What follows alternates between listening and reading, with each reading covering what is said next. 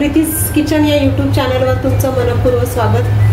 आज मी आपल्याला सीजनल भाजी घेऊन आलेली आपल्यासाठी। तर बघूयात आपण आज रानभाजी।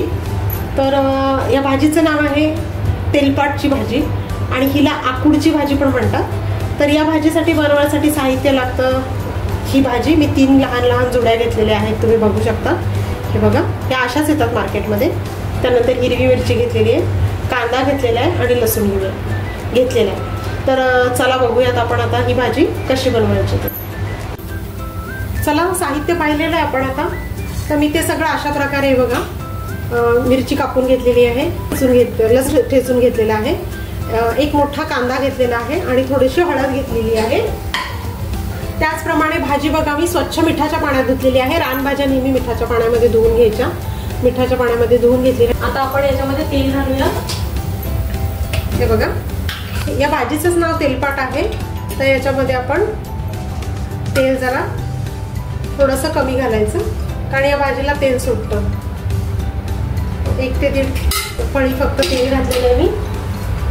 तेल गरम होते आपलं, बघू शकता तुम्ही। तेल गरम होते। आता आपण याच्यामध्ये सगळ्यात पहिले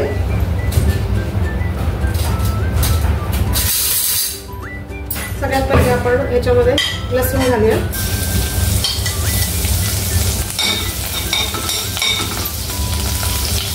लसूण थोडा शिजू देऊया, परतून घेऊया।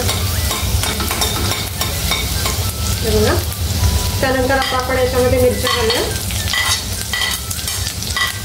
मिरच्या चांगल्या फुटू द्यात, म्हणजे भाजीला तिखटपणा येईल। तुम्हाला कशा मिरच्या हव्या असतील तशा घेऊ शकता। ही भाजी जी आहे ही ऑथेंटिक भाजी आहे।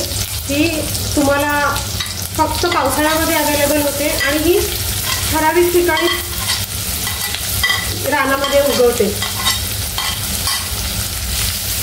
सगळ्याच ठिकाणी ही भाजी तुम्हाला अवेलेबल होणार नाही आणि फक्त पावसाळ्यामध्ये ती भाजी येते।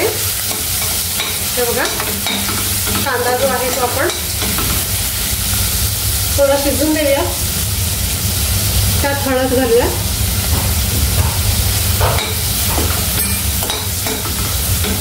कांदा शिजतोय, गॅस कमी करूयात आपण। कांदा शिजून देऊया आणि त्याच्यावर झाकण देऊया।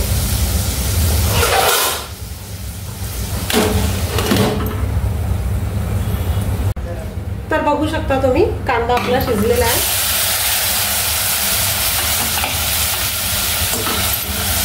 कांदा असा मऊ झालेला आहे। त्याच्यामध्ये आपल्याला मीठ घालायचंय चवीप्रमाणे मीठ घालायचंय। पुन्हा एकदा एकजीव करायचंय। कांदा आणि मीठ सगळं शिजून घ्यायचंय आणि आता आपल्याला ही भाजी याच्यामध्ये घालायची। बघा,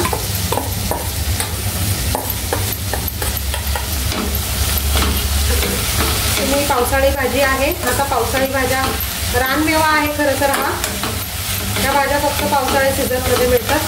मी आज माझ्या पुढच्या व्हिडिओमध्ये आणखीन सगळ्या या भाज्या तुम्हाला दाखवणार आहे, कशा कशा भाज्या कुठे येतात आणि त्या आपण कशा बनवायच्या, त्यांची रेसिपी कशी बनवायची। तर आता आपण भाजी टाकलेली आहे आणि आता त्याचं आपण झाकण ठेवूया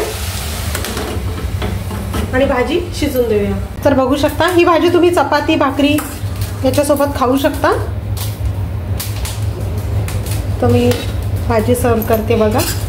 आणि माझा व्हिडिओ तुम्हाला आवडला असल्यास लाईक करा, शेअर करा आणि सबस्क्राईब करा। धन्यवाद।